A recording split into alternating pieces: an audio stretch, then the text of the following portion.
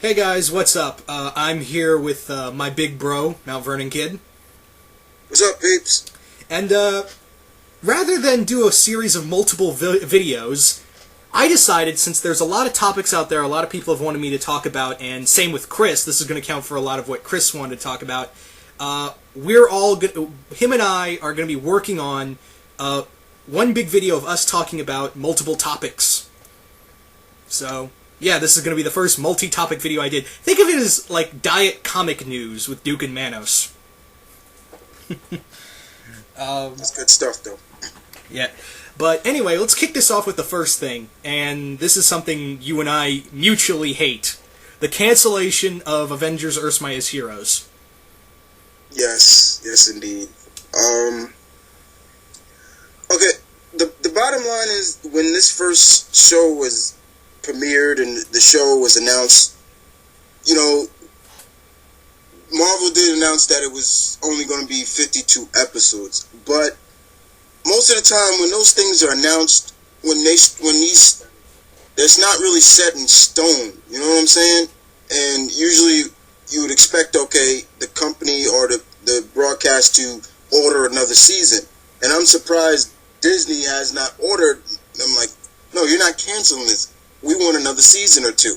You know, that's what bothers me the most.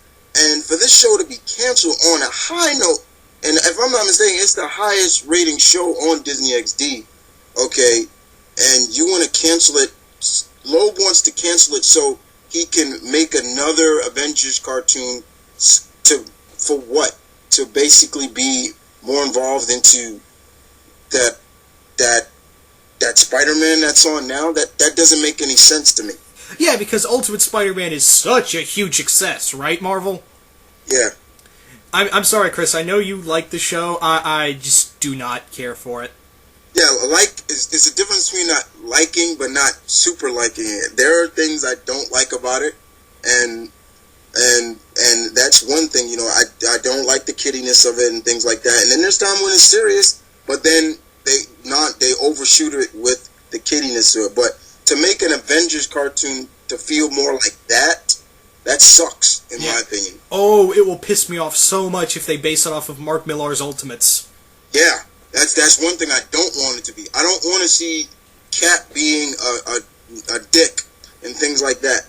Yeah. And what's the problem with this show? I mean, this show has been the highest rated, and the only reason why Jeff Loeb wants to cancel is because he's not a fan of arcing shows. He's more a fan of episodic. Well, yeah, you would just do horrible on Doctor Who, Mr. Loeb. Yeah, you know what? That was another one of my biggest fears of when I heard that he was going to be like the head of the TV division of the Marvel, like kind of like what Jeff Johns is. I'm like, oh my, okay, I got bad feelings about this. Yeah, I was okay with it because I thought, because Jeff Loeb, alright, I give a lot of respect to Jeff Loeb for a lot of his DC work. Problem being, he does have a lot of imagination. He just doesn't know what to do with it. That's the problem. And this is just, I'm sorry, Mr. Loeb, I have a lot of respect for you. Long Halloween, Dark Victory, Superman for All Seasons, but you get a middle finger from me. Yeah. You're getting two middle fingers from me. Because this show, you didn't need to be you could be a little bit comedic, but you can also showcase a lot of classic Kirby and Lee stories. And you know what made the Avengers so cool. And you were showcasing characters like the Black Panther, Hawkeye, Ant-Man, in ways even the comic book fans were like, oh, wow. Right, like, from hearing the reception of how Panther is portrayed in this, people love him now. It's like people want to know more about the character, and to hear that they want to cancel it because of sheer stupidity, in my opinion, is just really wrong. Ant-Man, who from a lot of comics fan perspective has been like, oh, I'm not a fan of that wife beater. You know, that's the main thing that everybody hear people say. I don't like the wife beater. But in this show, they make him come off so great in a way. I like his logic of, you know, I'm a scientist first, I'm a pacifist. I'm not a warrior like Tony or somebody like that. I don't always have to go out with fisticuffs, and I like that about him. And it just made the characters good. And like you said, exploring the early days of the Avengers with Mr. Lee and Mr. Kirby did.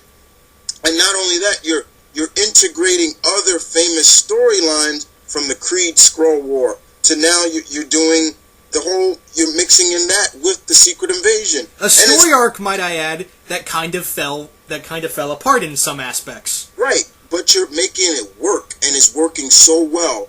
And that bothers me is that how do you don't think you can add other story arcs, famous Avengers story arcs? Because honestly, you can. Because I did a whole video about other story arcs they can go with, and since they are expanding this universe, showcasing that there are the X-Men, there's Spider-Man, and people like that involved in there. And Winter Soldier. Yeah. We're gonna get eventually Winter Soldier. We're gonna get the X-Men, I assume, because we saw Wolverine in that preview picture. We're gonna get so many other characters, guys, but I feel like we're not gonna get an expansion of that. I mean, hell, this was supposed to be, originally, the pitch was Avengers Earth's Mightiest Heroes was supposed to be in the same universe as Wolverine and the X-Men, but now I feel like that's kind of changed now. Right. Which it would have been interesting to see Wolverine's version of the X, but then again, I could see why they didn't want to do that because they were on two different shows and this and that. Mm-hmm. And but the fact is that when you have all these other characters and some characters that are very lesser known, people didn't know. I guarantee you, if you say who's the Black Knight, nobody really know who that character is, but they showcased him in the show. We're getting next week's episode is Beta Ray Bill, and besides what they did in Planet Hulk, and of course that soap opera version of the Silver Surfer cartoon, those are the only two animated times we saw Beta Ray Bill.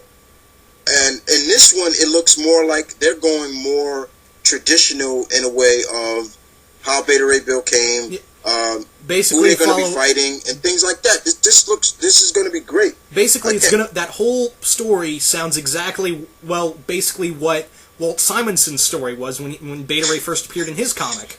Exactly. And that's another thing.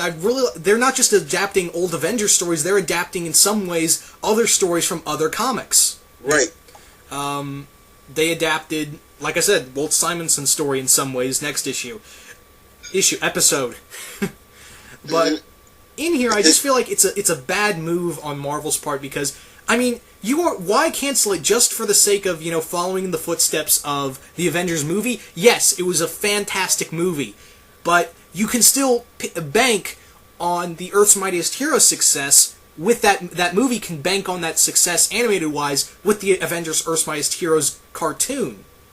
Exactly. Showcasing, oh yeah, if you like this is something more what you'll see in the comics. Right. And this is something I always want, and people wonder why I love independent books so much because they don't stab me in the back like the big two do. Yeah, this is why when people ask me, why do you like IDW and Boom Studios so much? There you go. Right there. Oh, I think my heart rate just went up about... Well, the bottom line, guys, is that at least we still have about, I think, 20 more episodes left before the series ends. Yeah, sad part, dude. You can still enjoy it for what it was. Yeah, but now it's like, when the comics, when they first announced the Rift 52 relaunch, it was like when you read the DC Comics, it's like, what's the point of all this? It's going to just get rebooted.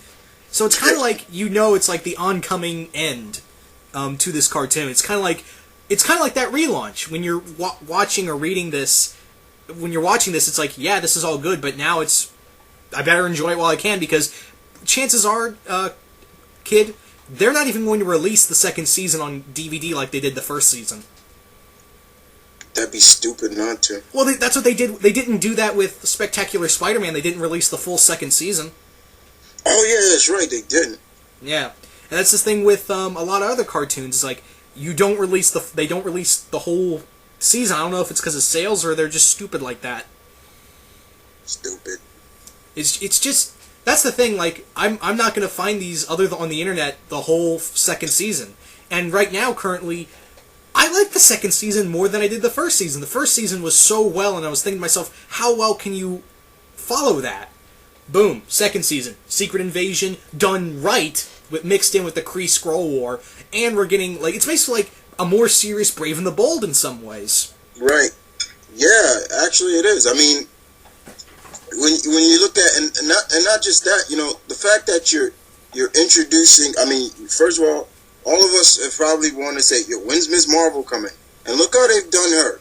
She's been done very well. They added Sword into the mix, and they've come off very well, and we seen other characters like Luke Cage and Iron Fist, and that episode alone right there just showed you they need a series of their own. That episode pretty much showed me was like, they should get their own series. Yeah. And I loved how Danny came off in that, and I love how Luke came off in that.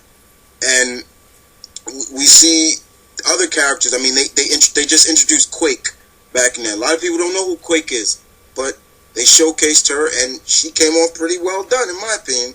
And we got to see another classic Avengers villain, the Griffin. Yeah, the Griffin came back, who was in the first season, and he did escape, and we was always wondering where he was, and it's not just that we're gonna get Red Hulk in this soon. Yeah. The episode, I think, is from what I saw, the episode is gonna be called Code Red, or Nightmare in Red. Yeah, or Nightmare in Red, one of them. So it's interesting to see that. And the only reason we're getting Red Hulk is Loeb. Yeah. Yeah, why are you canceling Mr. Loeb, a show that you helped produce, and you're putting your characters, that put you kind of like the bane of the Marvel... Though, granted, Red Hulk's actually gotten better thanks to Jeff Parker. Yeah. So, I don't know. It's just... I have a love-hate thing with Red Hulk. Yeah. When Red Hulk first came out, I was not very impressed at him. I'm like, okay, another Hulk. Okay, whoop-de-doo. And then, as I recall, you had some major venom for what he did to Thor. Yeah, I had some major problems with that. I'm like, he's not supposed to be doing that. Yeah, it's not so much that, as I recall, it wasn't so much that he beat Thor for you, it was he took the hammer. Yeah, that's what it was. It was more the stuff that he was able to do. I'm like, isn't it? You have to be... Mjolnir has to find you worthy to pick up that hammer, and what makes Ross basically worthy to pick up that hammer? That was my problem. I'm like, and then they kind of write it off later on in the comics, saying that it wasn't that he picked up the hammer; he was just using the Earth's gravitational pull. Yeah, that's bullshit right there. I call that bullshit. Yeah, if that's the case, why couldn't Hulk do Bruce Banner able to do that when he was Hulk, or anyone else who fought him in space? Right. See, that's bad retconning, and besides that, it's just like I said, both of us have a love-hate relationship with Red Hulk, but I'm not saying that he's bad because he does make a good Avenger. I'm not saying that at all. Yeah, but Ross actually, when he's done right, yes. I mean, he and Jeff Parker actually, I read a little bit of Jeff Parker's run of Red Hulk. He actually explores that aspect of Ross became the monster he hates. Right. And I like that angle. And Red Hulk, if he's done right, because in general, I think Ross being the Hulk is a cool idea. It's just that Loeb crashed and burned. I have major respect for him, but doing, canceling Avengers Earth's Mightiest Heroes is a big no-no for me. Yeah, that's a big mistake. Like I said, when these shows are only scheduled for only so many episodes, 52 episodes, meaning 2 seasons, 26 apiece. But then that's that's not set in stone. That's not, you would look at that, and every friend that I know was saying, they're canceling it. Look at these websites talking about it, and I'm not one guys that always believes everything that's on these websites like comicbookmovie.com and stuff like that. I'm like, until I officially hear somebody say it, I'm not buying it. And then, they constantly kept saying it, and I'm like, oh my god, why are you doing this? You know, and it bothers me. It still bothers me because now it kind of takes the fun out of watching the show. Now, not saying like, after this, like you're looking at it like, man, I wonder what they can do next for the next season. And then you're like, oops, that's right, there's not gonna be a next season, you dicks. Yeah. So, and again, we're sorry for getting on that tangent for Red Hulk. It's just that's kind of what happens. So we're sorry. We're odd like that, people. Yeah. But I think we've pretty much said our piece. Again, fuck you, Loeb, for doing this. But you know what? I'm gonna enjoy what's left. Right. So let's move on to the next topic because we've spent about 16 minutes on this, but I think we got out everything we wanted. So okay. And we're not even done, people. So you better be comfortable in that seat of yours. All right. So next topic is basically, for those who don't know, more Marvel news. Rick Remender is leaving Venom at number 21. Boo! All right. So Chris, you're pissed, but you want to know who was pissed off more? Dan. Yep, that's right, guys. Tori GNR1. He even said, like, this is probably his favorite Spider-Man-based book right now. So, and again, and who's taking over is a writer known as Cullen Bunn. Now, for those who don't know who he is Cullen Bunn is basically, he wrote this comic book series called The Sixth Gun, which I have not read. He's also writing the Spider-Man Season 1 graphic novel, which no one has read yet. It's coming out this month. But I don't hate Cullen Bunn because I don't know what he writes. I haven't read anything he's written. But that's where I stand on it too. I heard of Six Guns. I know it's a Western, I believe. Yeah, it's a supernatural Western. Yeah, but I never read it, so like I said, I can't really give my real piece on saying, oh, I'm gonna hate it. Because I never experienced his writing. Yeah. But I think Rick Remender leaving the book is bad because, yes, I'm liking Flash as Venom. Everybody, you can have your favorite Venom. I've heard a lot of people say to me, a lot of coworkers and stuff that have said, yeah, my favorite Venom is always Eddie Brock. I don't care who else it puts on that symbiote. It's always Eddie Brock. I can respect that, but respect what Flash has been bringing to Venom. Yeah, because let's look at the track record after Eddie Brock, shall we? Yeah. Angelo Fortunato, who even the symbiote was like, oh, this kid's a pussy. Yeah, and left him to die. Like, when he was leaping in the air, he just came off of him and was like, okay, you're dead. Yeah, and then we had... He who we do not speak of, because he only is one character, and that's who I love. And that's the Scorpion, Yeah. And he was Venom for so long. And then Flash Thompson came along, and even then I was like, really? But then, Rick Remender... And it's not so much again, like Chris was saying, we don't hate Cullen Bunn. We're not like, we're going to go to your house and burn it to the ground. No, we're not saying that, guys. We're saying... We don't know where the book's going to go because it was Rick Remender's book from the get-go. Right. And I feel like, and even, Dan was saying this talking to me about this, he was like, yeah, well, the thing is, he doesn't hate Cullen Bunn either, it's just, this was Remender's book. This is what, more than when he did his Punisher run, this is what made his big name in Marvel. This is what got him to do X-Force and Secret Avengers. Mm-hmm. And speaking of which, he's not even, he's technically still writing Venom in Secret Avengers as long as he stays on that book. So it's not a total loss. Not a total loss. But I feel like it's not gonna feel like the same book, without it. Again, I don't know what Cullen Bunn has in store, but I saw an interview online of Cullen Bunn talking about what he sounded really excited for the book. But again, it's just, I feel like even the following's gonna leave after he leaves. Right. I mean, he made stuff that sounded so dumb, look so cool, like, for those who don't know, Eddie Brock is the new Toxin. Yeah, spoiler alert, people. Sorry about that. Yeah. And actually, remember when we did the Q&A, someone asked me that question, what if Eddie Brock became the new Toxin? I was like, could be cool, but I don't see that happening. I'm eating my words now. Mm-hmm. And my words don't taste good.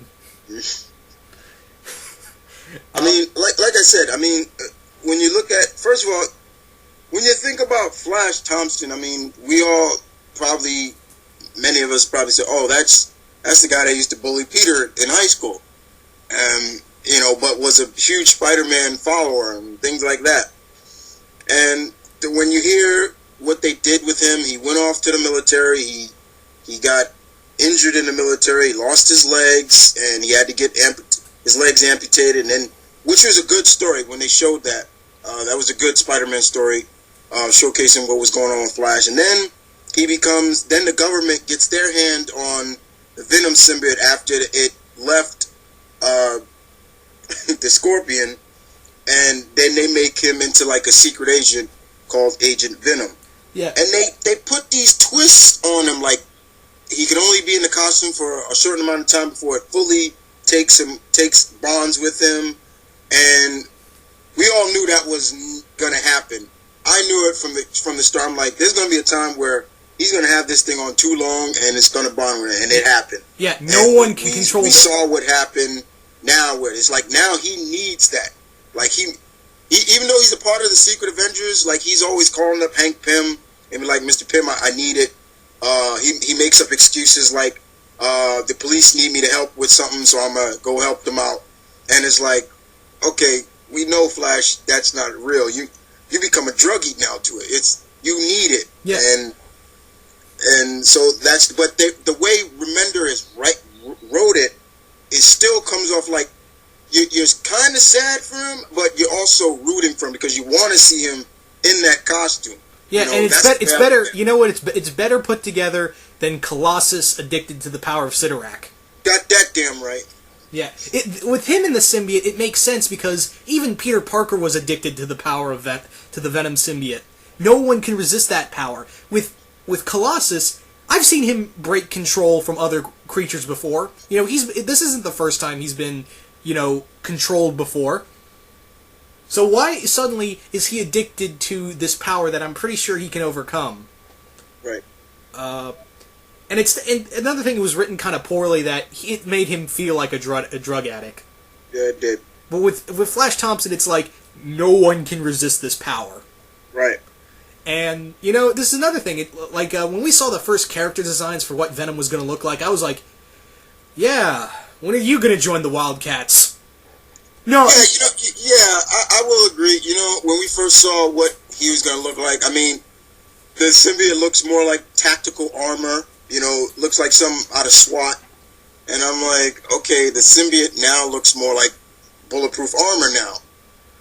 Almost look like something out of Gears of War. I'm like, yeah, you need to be with the cogs now. Yeah, he looked like an Image character. Yeah, but after a while, it's like I don't care no more. It's like, you know what? It works for him. And then seeing what he's been going through lately, with the Crime Master and Jack-o'-lantern and people like that, and there's a villain you never thought could be scary, the Jack-o'-lantern. Yeah, when I first saw Jack-o'-lantern, I'm like, okay, this guy looks like okay, but I don't see him lasting too long, and and now when they brought him back into Venom, he came off as a sadomastic crazy man, and I'm like, okay, and then seeing what he looks like behind that, I'm like, oh my god, and then giving into his story, I'm like, that's good stuff, good writing by Remender, and to see that happen, and to see that some Remender's leaving the book, it is kind of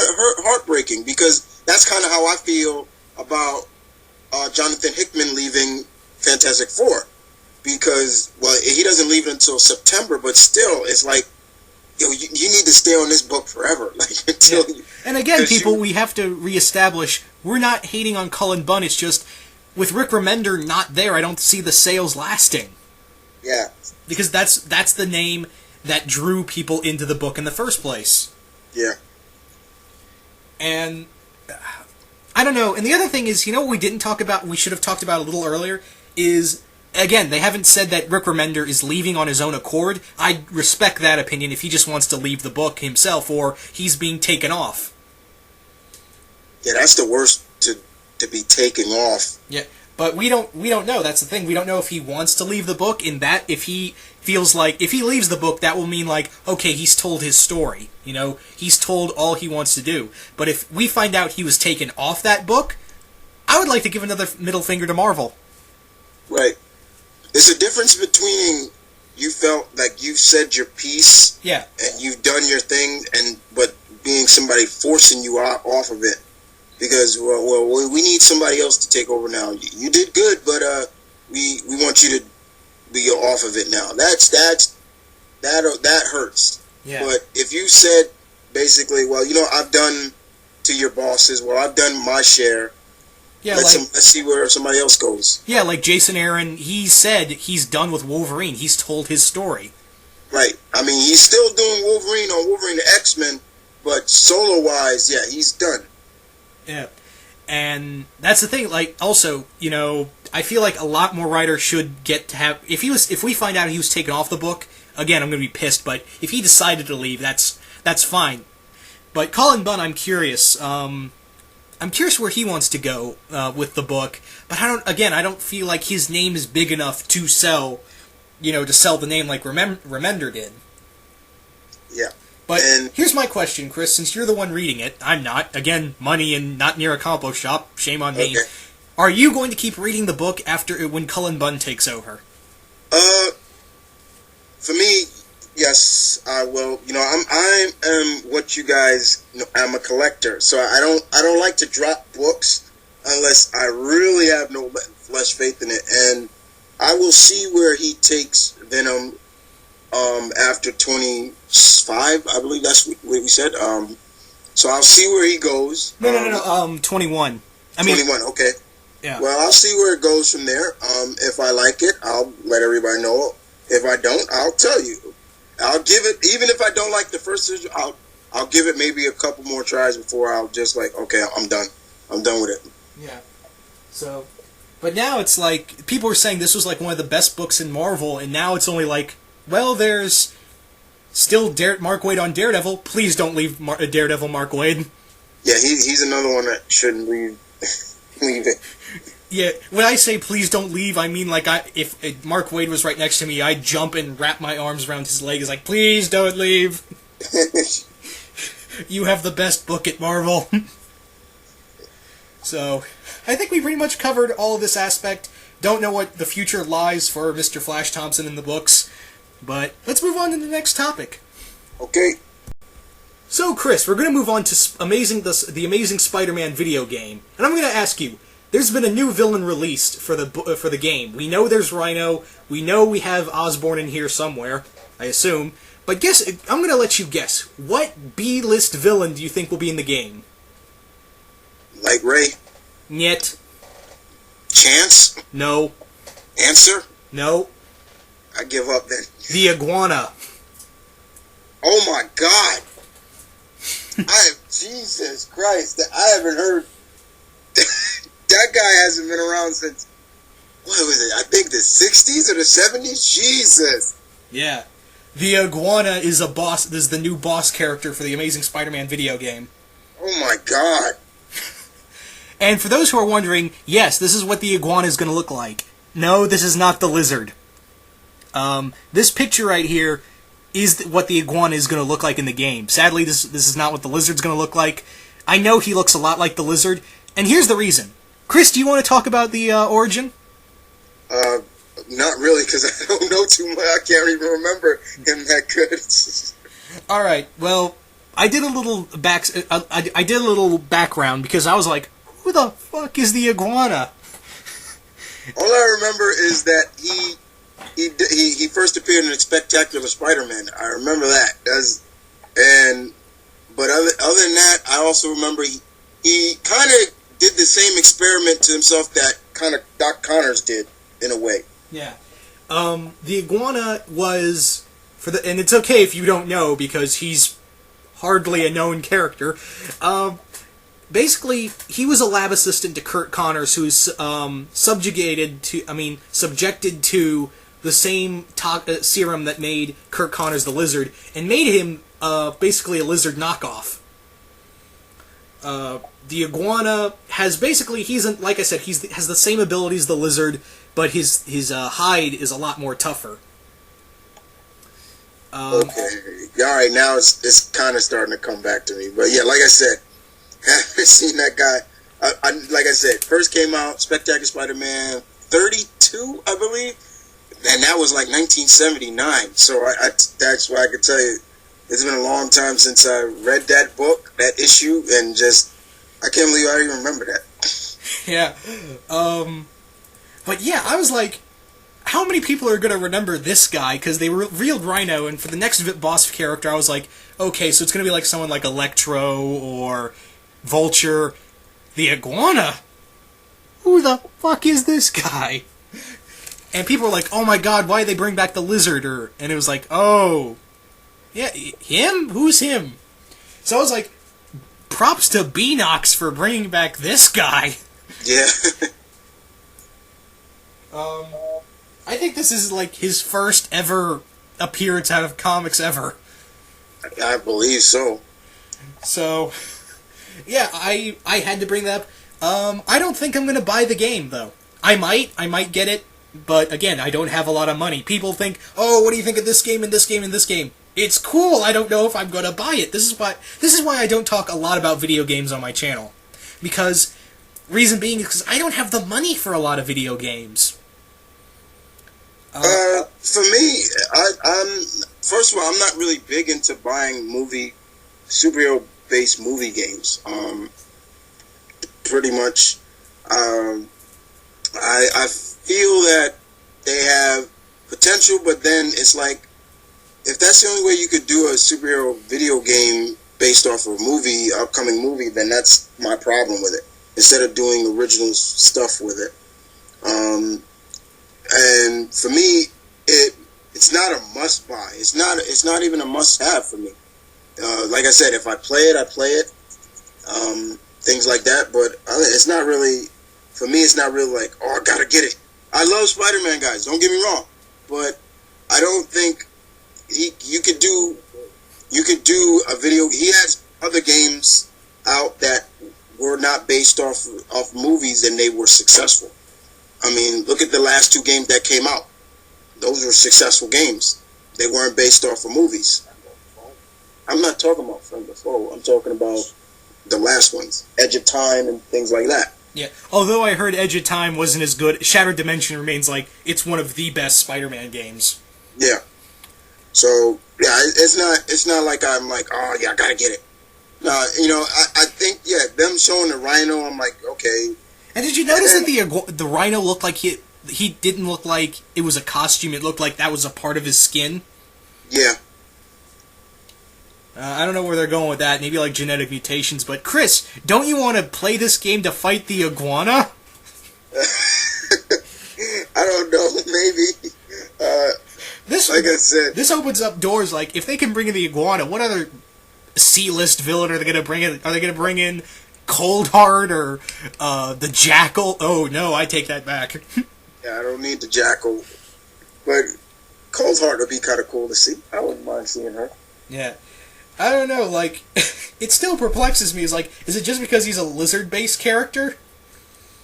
Yeah, and see, that's the thing. It's like, okay, they're showing off, the fact that, the lizard's the main villain in the movie. So, yeah, let's have another lizard character in there. Yeah, and I'm not gonna lie, he looks badass. He looks a lot more lizard-like than the lizard does in the movie. Mm-hmm. But I'm still not going to get it, though. I'm probably not going to get it. If I hear good things, maybe I could, because my cousin is loaded with money, and he buys the stuff, and I'm like, hey, cousin, you want to let me borrow that? Yeah. I'm cheap like that, people. Shut up.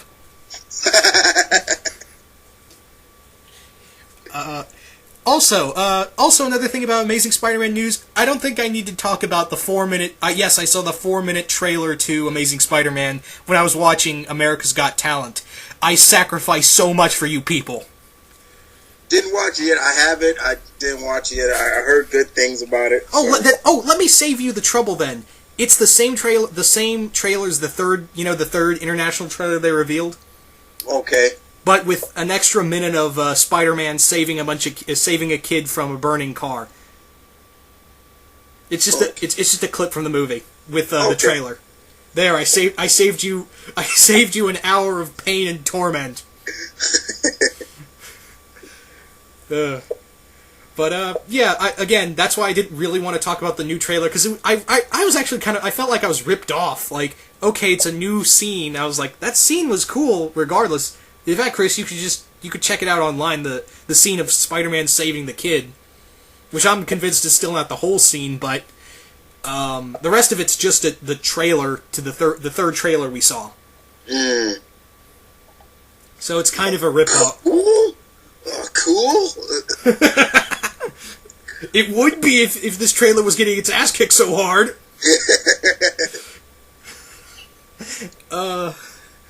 But yeah, I didn't feel like I want to talk about the trailer because it was the same thing. It would just be me saying it's a rip-off. It's just an extra minute of trailer, and it's kind of cool of how Peter saves the kid from the car that's being thrown around by the lizard. But it's the same trailer as we saw. And that trailer, I'm not knocking the new trailer, the third trailer. That trailer looked awesome. And I can't wait to see, Spidey and the lizard throw down in this movie. Yeah, a lot of wall crawling battles, it seems to be. Yeah. But, anyway, I think we pretty much talked about that. The iguana, yeah, he's gonna be the big villain for the game. I don't get this. Yeah, it's like... it's just and here I thought it was gonna be somebody a little bit more... Well, they haven't revealed all the bosses, so maybe we'll get someone like Electro or, I wouldn't say Dr. Octopus, but maybe like someone like Electro or Mysterio, because they've only revealed 2 bosses. Mm-hmm. So there's hope. Maybe we'll get the Tarantula, Chris. Well, no, actually, I'll take him. I wouldn't mind. Or maybe we'll get the Crime Master. Chris, do you want the Big Man? The Big Man. Yes, that's an actual villain name, people. Yeah. Or maybe you want the Enforcers. Actually, no, the Enforcers would be kind of cool. Yeah, the Enforcers would be kind of cool. I wouldn't mind them. Yeah. Hey, maybe we can get Tombstone. I'd love to see him. Tombstone, yes. So, I think we've covered this, so let's move on to the next topic.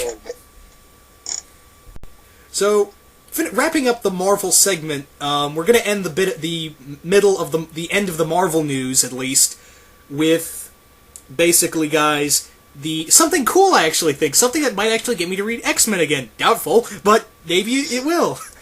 And that is Christos Gage, and get this, guys, Neil Adams are going to be writing an X-Men book called The First X-Men. And this is actually, rather than kind of reboot the story or have any canon to the Ultimate Universe, this is going to have canon to the 616 universe. Yeah, first of all, we all should know Neil Adams, famous artist.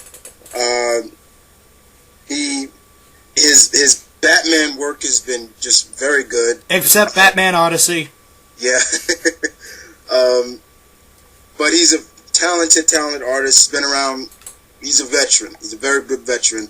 Christoph Gage has been really stepping his game up in terms of X-Men, especially his writing, especially Rogue. He has been doing a fabulous job on Rogue. I read X-Men Legacy, and his writing with Rogue as a character really flourishes out her character even more. He knows how to write Rogue. But this is just a mini-series. It's not like a ongoing series. And it does seem interesting, but I don't need no more X-Men books, in my opinion. So, but it does seem interesting. I mean, to have these two come together, might be kind of cool. Yeah, it's like a sandwich made of awesome. I would eat that awesome sandwich. Yeah. Neil Adams is after Batman Odyssey, it's like, is he just doing the art? Oh, okay. And Christos Gage. You know what? I haven't read his X-Men stuff, but what I have read when he did X-Men stuff was a Spider-Man X-Men miniseries. I have that. That was really good. Yeah, he knows how to write X-Men. And I wish, like, he would get his name out more, you know? He knows how to write these X-Men characters. Yes. And I feel like this is going to be another proving ground for him. You know, this is going to prove, hey, I can do X-Men as good as Jason Aaron and better than Karen Gillian.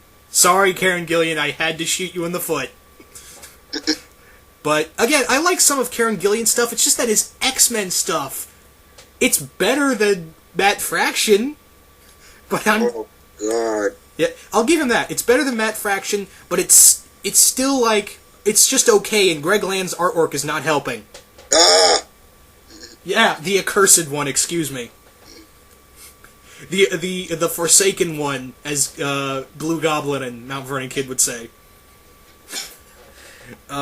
Yes, I mean, Karen Gillian is an okay writer, but if you like his work, that's fine. I have read a little of his stuff outside of X-Men. He does good stuff, don't get me wrong. I liked his Beta Ray Bill miniseries. I loved his Beta Ray Bill miniseries.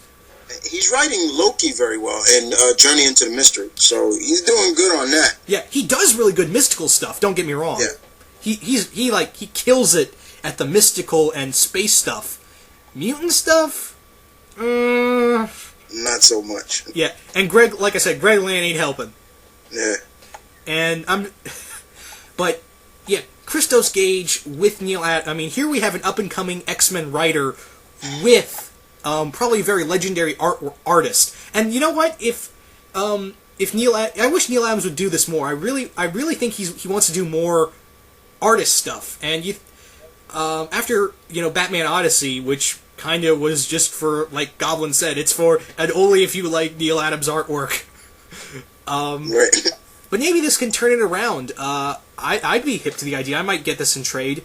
It actually does sound a lot of fun. And you know what? I really wish, rather than an X-Men book, I really wish this was a Spider-Man miniseries. Because Christos Gage, again, referring to the Spider-Man X-Men miniseries, he does a really good Spider-Man. Yeah, he does. And you know what? Neil Adams, I want to see him do artwork on Spider-Man, because I've seen sketch art. He's done sketch art of Spider-Man. It looks fantastic, especially how he does the webs. I've seen him do it once. Neil Adams did draw a new Avengers comic, and Spider-Man was in it, and yeah, it really was really good. Very, very good stuff. Yeah, I would... I'm sorry, go ahead. Yeah, you can go ahead. The way he drew a lot of characters. I mean, the way he drew Iron Fist was really good. I loved how he drew Iron Fist, and Ms. Marvel was really good how he drew her. And yeah, Spider-Man, he drew Spider-Man very well. Very well. Yeah. So if this was a Spider-Man book, I guarantee you this would have had a lot more sale to it. I'm surprised it's not, because, he has this movie coming out we just talked about. Yeah. I guess my version of reason why they're not overhyping Spider-Man is because I think we all know who Spider-Man is. He doesn't need to really get hyped up as much. Plus, he's already fighting the Lizard after the whole Ends of the Earth thing and then we have like a bunch of other Spider-Man based books that don't involve Spider-Man. But I think we forgot to talk about what this book is about. Now, all they've said, guys, that this is in the 616 universe, but it's gonna involve Wolverine and a group of people who were like X-Men but not X-Men. Kind of like how in Jeff Johns' Aquaman, there's a group he was with called the Others. The Others, yeah. Yeah. From what I saw Sabretooth there with Wolverine. And Magneto. Okay. And Magneto. Yeah, and Magneto. I don't know, there's going to be a new character as well, I heard.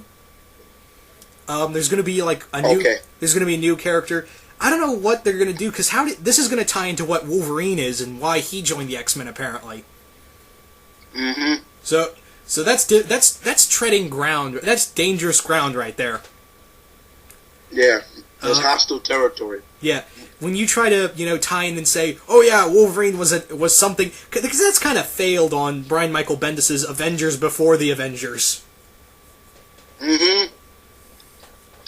Yeah. So making a team, making a team before the team is kind of hostile territory. I mean, even the whole other story right now is kind of like, the only reason I can sell into that idea is because it's a relaunched universe. That's it. If this was before, if this was still in the 52, if this was part of the original DC Comics before the 52 relaunch, I'd have been like, I gotta call bullshit.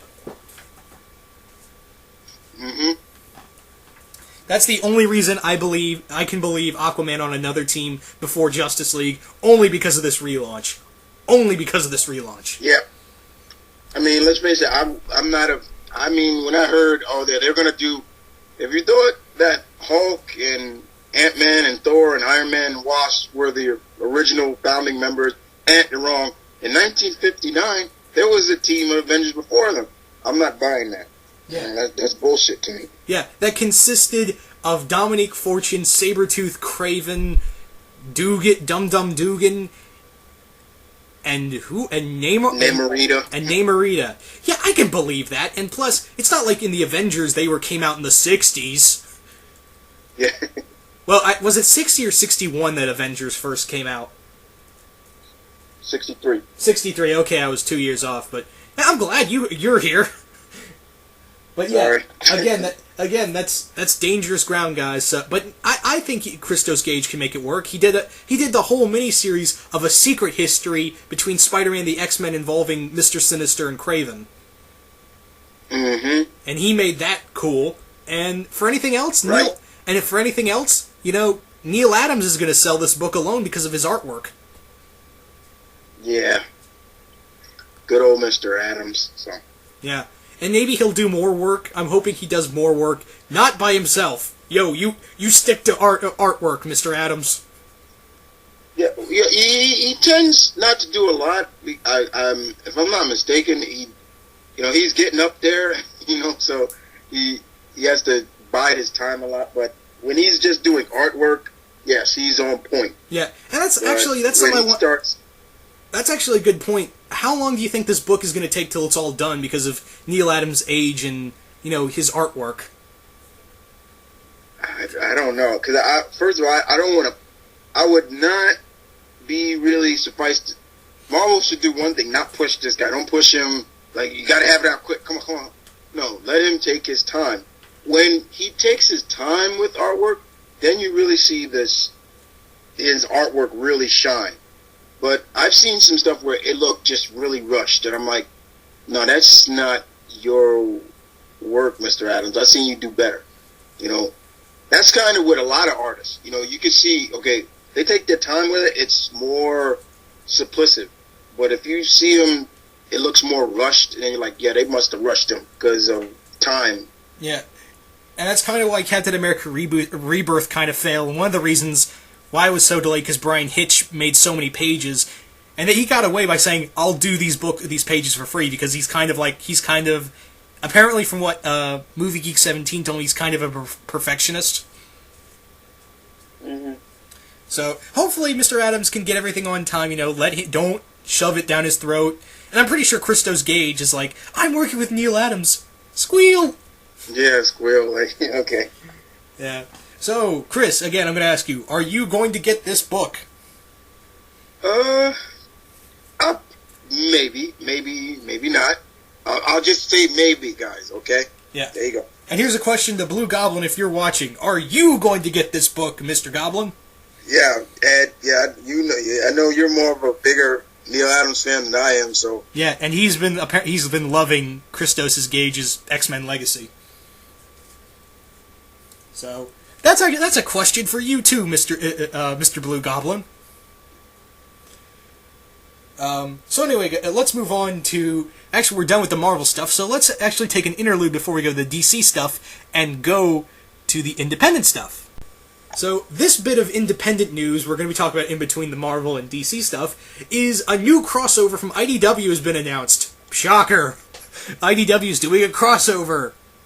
They've actually been... You know what, Chris? They've been doing that a lot recently. You've noticed that a lot of these new crossovers, IDW's kind of doing that a lot.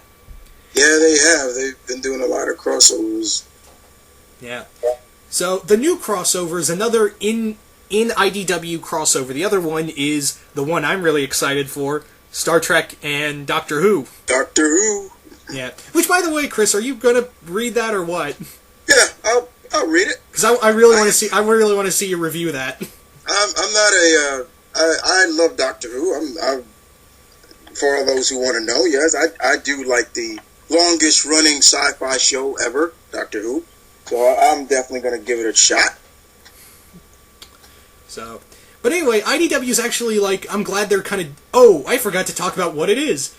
It's a crossover with their own characters. Well, licenses, I should say. Danger Girl and G.I. Joe. That's right, guys. Danger Girl and G.I. Joe are doing a crossover. And that's about it. There it is, yeah. There it is. G.I. Joe, of course, guys, yeah. For anybody that knows me, have heard Ty talk about my love for G.I. Joe, yes. I'm a huge G.I. Joe fan. I've been that way since I was a little boy. Of course, Snake Eyes has always been my favorite. I mean, that should be obvious. Who doesn't like Snake Eyes? But Danger Girls, I was never really a big fan of, even when they were on Image, I believe. Yeah. And then they moved to Wildstorm. Yeah, and they went to Wildstorm, and I wasn't really a big fan of them. I mean, I did like when Mr. Turner would draw them, but I knew about them a little bit, but I'm not. To me, they felt like a badass version of Charlie's Angels. Let's put it like that. Now, in my opinion, they were kind of like the badass version of Totally Spies. Yeah, there's another one. Only with them, they went for relics and ate each other out. That's about it. Yeah. So, but other than that, I can't really say too much more. I mean, I don't know how this is going to work. I mean, it's like, who's the Joes are going to be on that? I mean, my guess is they're going to have a lot of the female Joes, probably like Scarlet and Lady J. Well, they revealed a cover for what it's going to look like. They have Duke and Flint. Oh God. Okay. And they have Hawk. They have Colonel Hawk, which I thought, because according to someone who reads the G.I. Joe comics, said Colonel Hawk was killed by Cobra Commander. Yeah, that's what I heard. I heard as well. And that's the other thing. On this cover, you see Cobra Commander in the background. The new one or the old one? It looks old. Like, this is the old helmet. Okay, so then see, there it go. Once again, where does this take place? Is this old G.I. Joe or new G.I. Joe? See, there you go. Yeah. I don't know if I want to get this. I mean, I'm a huge crossover kind of guy, and I like G.I. Joe. I just never really gave a damn about Danger Girl. Yeah, see, there you go. I'm not really a big fan of them. And I'm sorry to anybody who is, but for me, that's, it's an there. Yeah, I mean, I've wanted to read them. It's just that they've had so many reboots to them. It's like, where do I begin? Right. On the other hand, it could be fun. I mean, I read a little bit of the story, and the story is going to be basically, what it's about is, there's this virus going around across the U.S., and it's actually kind of like the virus from 28 Days Later. Oh, okay. Yeah, where it's kind of like the living incarnation of rage. Mm-hmm. And it's driving people insane, and Danger Girl and the Joes are trying to figure it out. And apparently they've also said that they've never met each other, even though they're so covert, they've never even heard of each other. Wow. That's good covert. Yeah. And I'm like, okay, we got to see where this goes, because aren't they doing a crossover with... Yeah, they are. They're doing a crossover with Army of Darkness as well. Right. Yeah. And, again, I don't know how long this crossover is going to be. Again, it could be fun. I mean, I might pick it up if it's cool, and just on the sole fact it's G.I. Joe meeting someone else other than Transformers. I like the Transformer G.I. Joe crossover, it's just that, hey, I'd like to see him cross over something else. Mm-hmm. Personally, I'm still... Hey, IDW, I'm still waiting on the G.I. Joe X-Men crossover. Yeah, that you promised 3 years ago. Oh, what's that? you didn't do it because of the start of the Avengers Transformers crossover? I can see why. Yeah. Yeah, so, like I said, it's no for me. Sorry. Yeah. Now, if it was like G.I. Joe with, I don't know, another, because this is the thing, like, IDWs want it, like, here, I call this a crossover even though it's still under the IDW license, because they don't really have a set IDW universe. It's all, even in their events, it's still kind of separate universes. Right. Yeah. And they're actually getting a lot more unique with their crossovers. I mean, Legion of Superheroes and Star Trek. Yeah. And they're finally doing Star Trek and Doctor Who. Fan squeal. But I don't know, like, I don't know what else they could do. I mean, IDW is really stepping up their game. I mean, they are the highest, apparently, they're the highest grossing independent company right now. That's good. Yeah. That's good. If anyone caught that reference, my hat goes off to you. I don't know, Chris. Like, if you could pick anything other with G.I. Joe to cross over with, what would you want to see? From IDW? Yeah, IDW from G.I. Joe crossing over with anything from IDW or any other comics. G.I. Joe and Grifter. Yeah. That'd be cool. Hey, Snake Eye. Hey, Deathstroke versus G.I. Joe. Yeah. You know, that'd be kind of cool. I mean, IDW has Turtles, and I still want Turtles and Spider-Man crossing over. Sorry. I geek out for that. Yeah. Spider-Man and Ninja Turtles would be cool. I would like to see them Transformers crossover with something else. I'd like to see them Transformers Doctor Who. Let's do that. Okay. I mean, because I've read Transformers crossover with the Avengers, and it was you know, but I would like to see them crossover with something, maybe Voltron. Yeah, that'd be kind of cool. Yeah. Well, you know what else IDW has? Godzilla. Yeah, I forgot they got Godzilla. Hey, let's have Godzilla go back to the Marvel Universe, IDW. Let's face it, come on. Him versus Thor. Let's see this. Yeah, that'd be kind of cool. Maybe him fight... I want to see him fight Fin Fang Foom. Yeah, Fin Fang Foom. But yeah, that'd be kind of... Godzilla versus Voltron. Hey, I got to talk to the writer of Voltron, and he said he'd be down with that. Yeah. Brandon Thomas. That blew my mind away. Talked to him. That was cool. Yeah, but I think we've pretty much said we're not going to get it. Just like it's crossover news, I thought I'd talk about it. So, let's move on to the DC news, and boy, do we have some stuff to talk about on that end. Yeah. So after that bit of pointless news, we're gonna move on to the DC news, and we're gonna talk about something depressing. Well, for those who are reading DC 52, they're canceling another book, Chris. Yeah. For those who don't know, DC has announced they are canceling one of their Justice League books. Now you're thinking, I'll give you a hint. I'll give you a hint, guys. It's not the Jeff Johns one. Yeah, it's not the Jeff Johns one, so it only leaves what? Justice League Dark and JLI. Well, guess what? It's JLI they're canceling. After issue 12, they will be canceling it.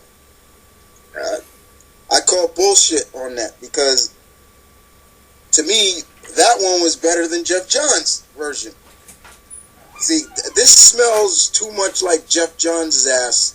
Right? Well, we can't have two books, Justice League. Mine's supposed to be the only one. So we'll cancel that one because nobody really cares about the dark one. You know, that could stay, but the international one, you saw me already bash on them in my book. So, yeah, let's get rid of them. Yeah. You. I'm sorry, like, Jeff Johns, you're doing great on Aquaman, it's just that I feel like he's getting a little too much control. Yeah. And I'm sorry for those who like Jeff Johns. I like some of his work. I love his Green Lantern stuff, love his Aquaman stuff, his Justice League stuff. Ain't as perfect as everybody wants it to believe it is. Don't believe the hype. Yeah. But with here, it's like JLI, it's like, here we got all the B-list characters. You know, we got Booster Gold, we had Rocket Red, oh wait, he's dead. Yeah, he's dead. You had Booster Gold, who has been being done very well on that book. Okay? You got Vixen, Ice, and Fire, who are in the hospital right now, because they nearly got blown up, died. You got an individual called August General in Iron, who is coming, for me, is coming pretty cool.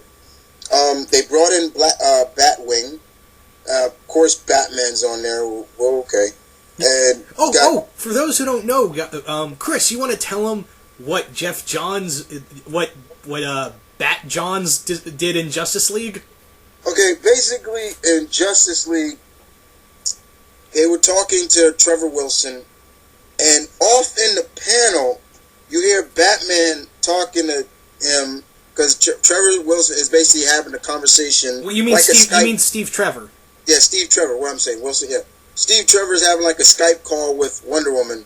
And then you hear Batman off panel saying, hey, if you don't shut down that joke of a team called the Justice League International, we'll shut it down for you.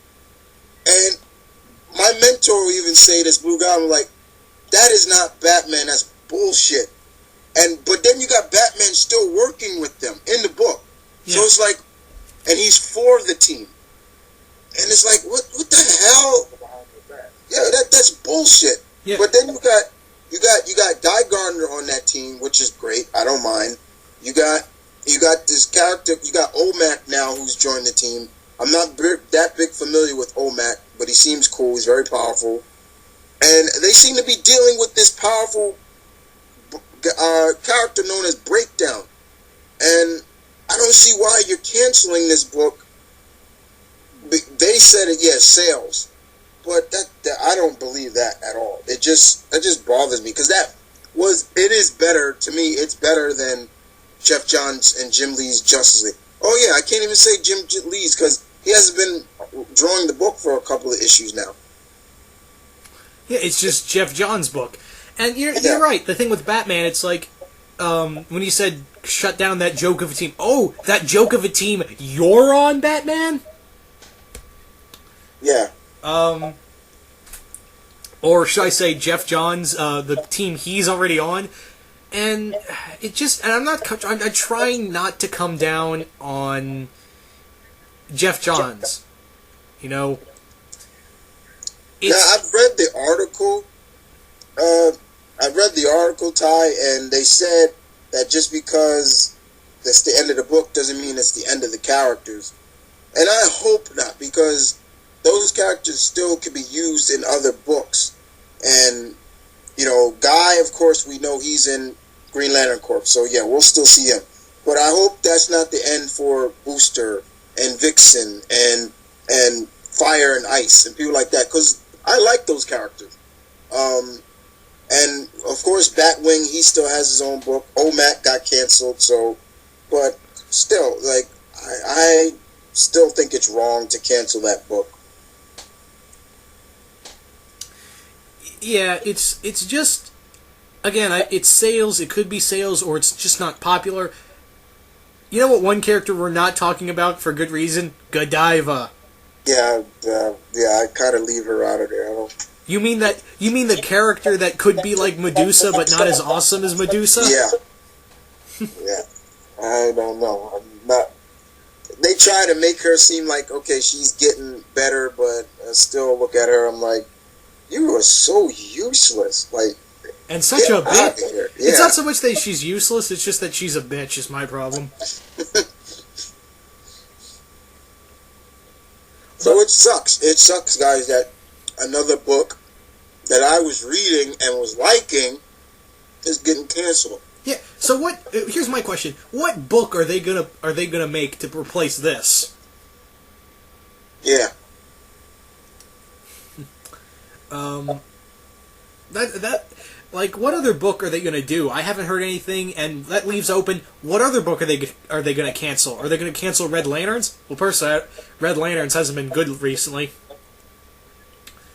I don't know. They just. I don't know. Okay, Chris, what other book do you think is on the chopping block? You know, with all due respect, I would have.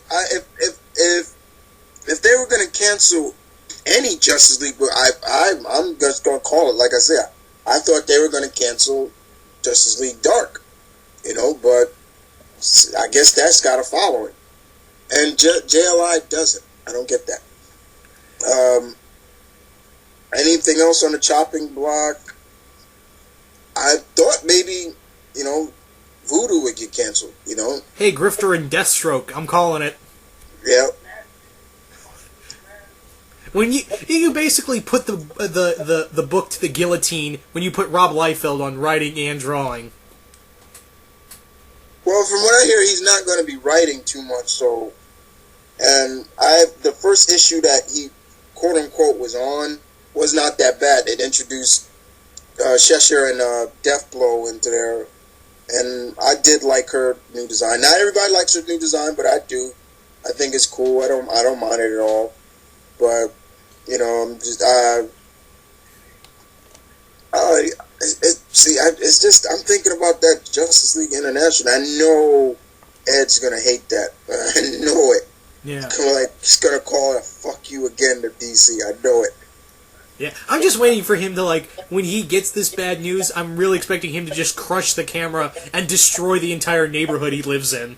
Yeah. He's just gonna Hulk out. Yeah, he's gonna shoot on it. I know he's gonna shoot on it. Yeah. But yeah, what else can we say other than it sucks? It really sucks. Damn it! Come on, man. Fuck. Yeah, it's not fun. I really thought I thought Justice League Dark would get the axe first. And you know what? I'll be really pissed off if they get rid of all the lesser named titles like I, Vampire or Swamp Thing, or Animal Man. Yeah.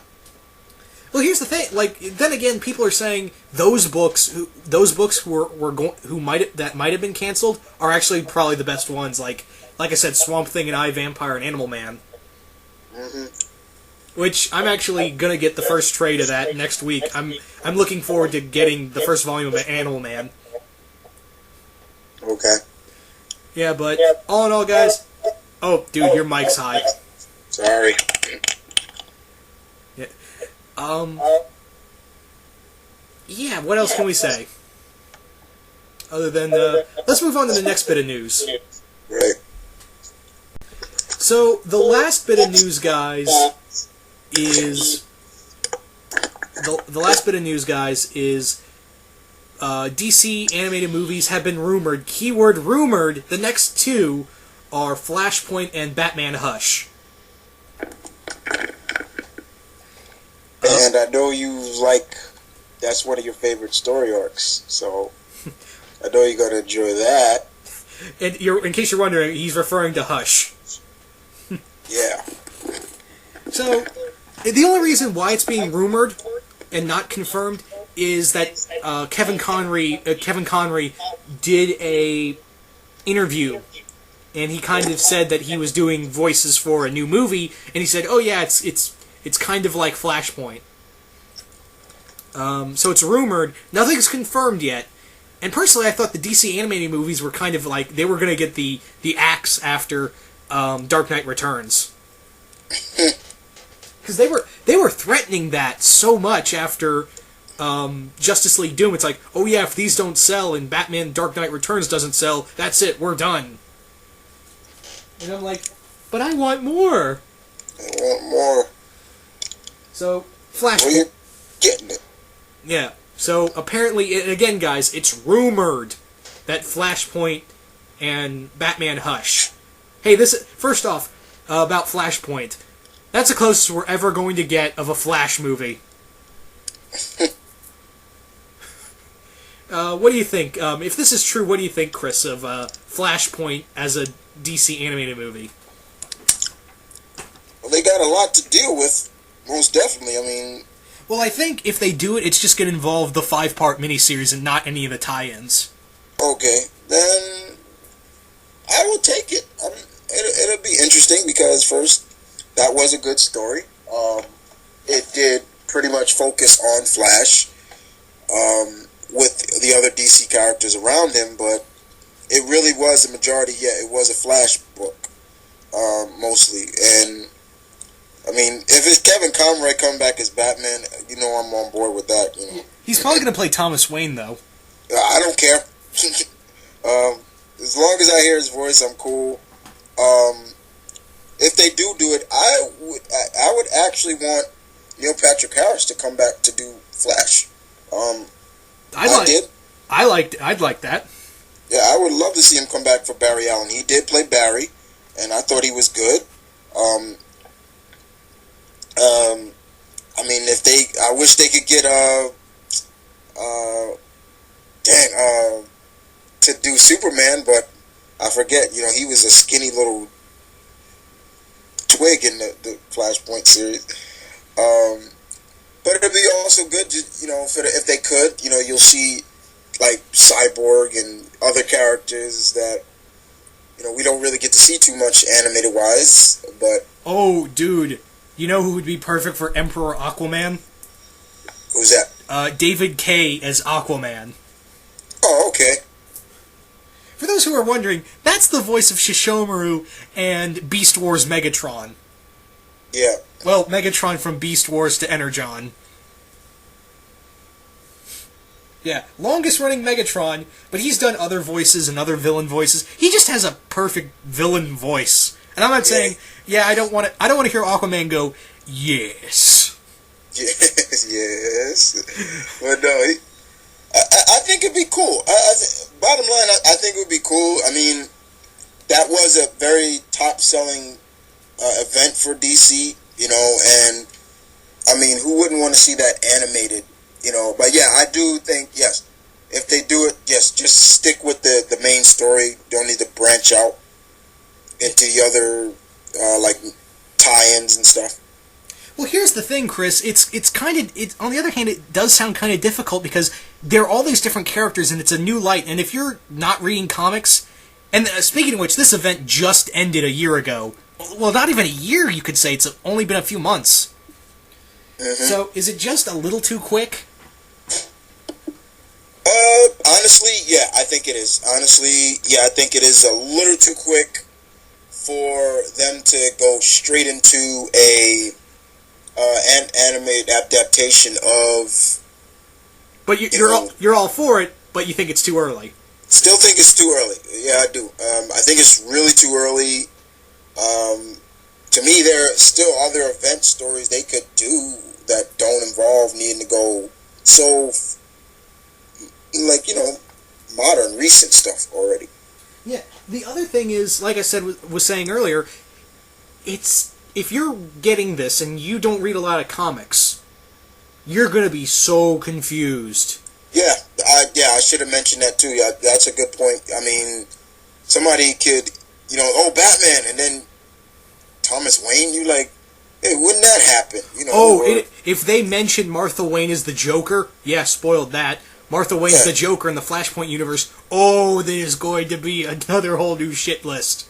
Yeah, there's a lot of things that, the Atlanteans, and the Amazons are at war with each other. You're like, I thought they were friends. If you're not really on board with that. Yeah, and Shazam like He-Man with 3 people? I'm confused now. And Abin Sur as Green Lantern? Thought dead. That's what that's my representation. Apparently that's my representation of a guy who doesn't read comics. I'm sorry, I'll never do that again. It's gonna just confuse people. This is only gonna be for the fans. I'm sorry, but it's gonna be just for the comic book fans. And I feel like they're starting to gear towards the fans. Yeah. Yeah. And actually, you know what? I was walking through all the Walmarts when Justice League Doom came out. They were actually they were selling a lot. Which I was like, this is new. So yeah, basically, yeah, it's mainly for the fans. It really is, like you said. It's not really. I mean, you can like it, but I'm just saying, like when you look at where this could go, you're like, I don't know, like we're fans, you know. We like this, but somebody that may have got out of comics but is getting back in, they're like, oh, I want to see this. As you know, like, wait, what's going on? And like, I don't know what's going on. So you got to go back and read that, and you know, get a refresher course on what's going on in this event. You'll be a little confused. Exactly, and I thank God. You know, it'd actually be kind of cool if they did the tie-ins as DC shorts. Yeah, I could take that. Yeah, they can have it like the special features for the DVD. I'd get a Blu-ray just for that. Yeah, I mean, you could do them as short animated movies. I mean, that's pretty much what you could do. I mean, have about the best ones, like the Batman one, the Emperor Aquaman, and the Wonder Woman one, and maybe another one, maybe like Abin Sur Green Lantern. Maybe I was gonna go. Yeah, I was even gonna go with the Dick Grayson and Dead Man one, but yeah, that'd be good too. Yeah, have just the biggest ones, like the better known ones from the Flashpoint tie-ins, and have those as mini animated movies. Right. Yeah, rather than one DC animated short, have them all that. That would work. Rather than try to cut out everything, just stick with the main story. Yes, stick with the main story. That's the perfect way of doing it. Just sticking with the main story. Yeah. So the other thing, and this one's the other rumored one. Again, rumored, is Batman Hush. And yeah, introduction of Dr. Elliot. Yeah. And, yeah, it's not like my favorite my favorite Batman villain is being introduced. I'm all ecstatic. If this is true, I'm all ecstatic because, A, we get my favorite Batman villain for a movie, and B, we get a story that's very well known. And then again, I gotta bring up the problem I have. Problem number one. If they said if they're gonna do it as a sequel to Under the Red Hood. Now that perplexes me because Under the Red Hood was a sequel to Hush. No, you can't do that. You can't do that. You can't flip the rules. You fools. You broke the rules, DC. Yeah. You broke the rules. You broke the rules. Everyone's gonna be mad because you broke the rules. And why do I keep thinking of Why do I keep hearing Steve Bloom's voice coming out of Hush for some reason? I was actually, because me and Ziploc Gory were talking about this, we actually think it'd be kind of cool if Bruce Greenwood came back and did Batman and have Kevin Conroy as Hush. Oh, wow. The second best Batman voice and the all-time favorite Batman voice playing the villain. Yeah. Good. Well, he played Hush in Arkham City. Yeah, that's right. I totally forgot about that. Yeah. And the other thing is that I kind of want Steve Bloom to play the Joker. Okay. Let's face it, he would be awesome as the Joker. Yeah, he would. Yeah, for Kevin Conroy, like, first off, Kevin Conroy's name, and other than Batman, because, Chris, you're going to want to punch me through the computer. For when I tell you this. Because I might be speaking blasphemy. I'm getting tired of Kevin Conroy's Batman. Wow. You might choke. People might choke you off for that one. Now let me back up. Let me back up and say that I love Kevin Conroy's Batman.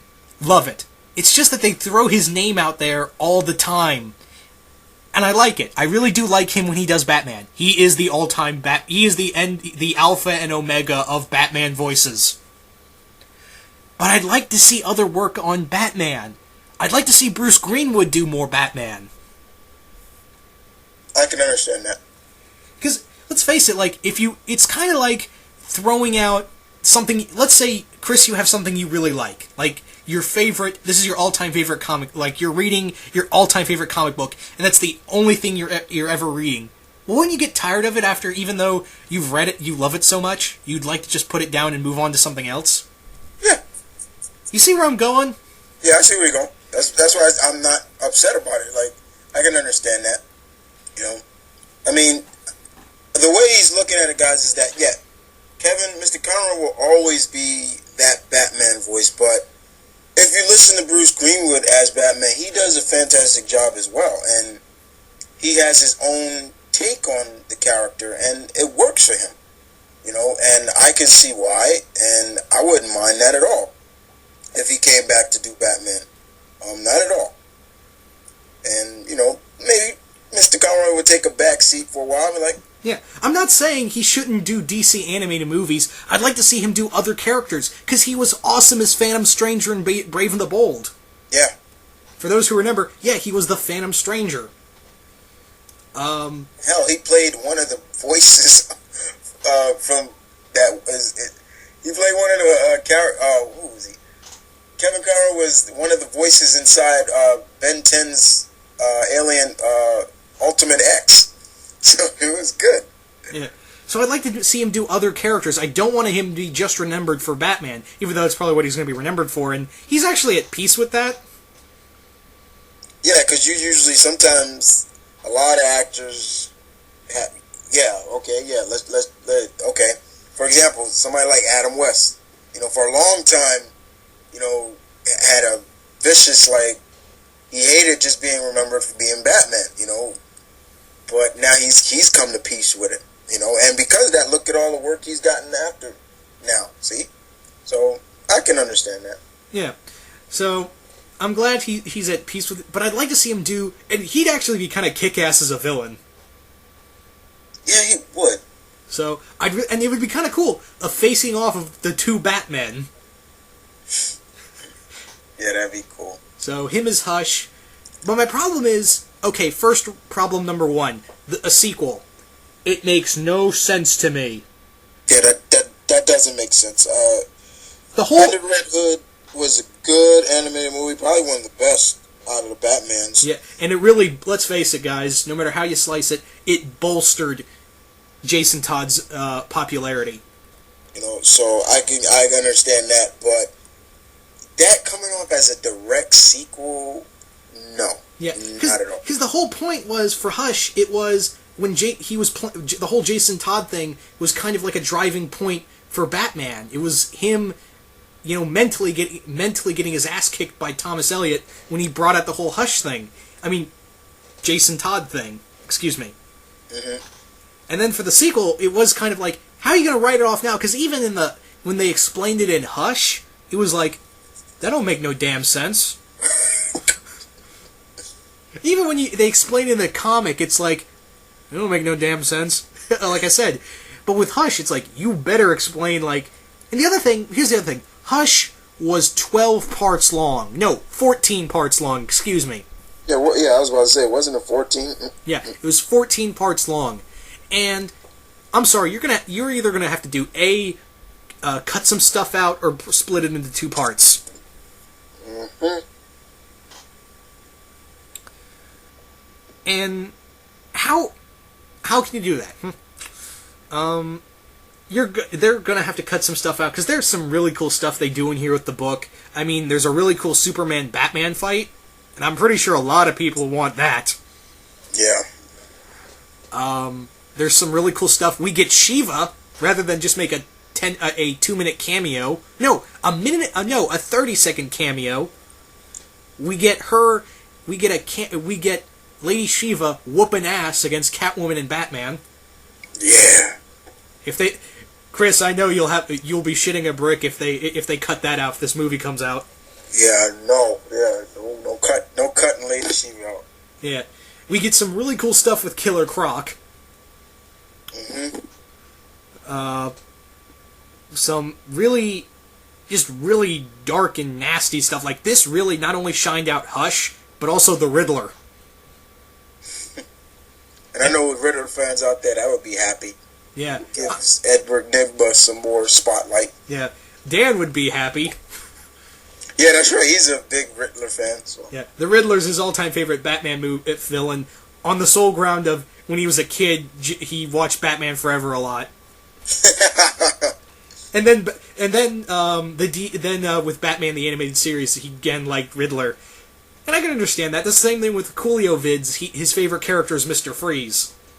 I'm with him on that one. Yeah, his favorite Batman villain is Mr. Freeze because of Batman and Robin when he was a kid. Again, people, when he was a kid, he didn't know that was shit. Yeah, that's the thing. Like, when you're kids, you see these things, you're like, oh yeah, look at that.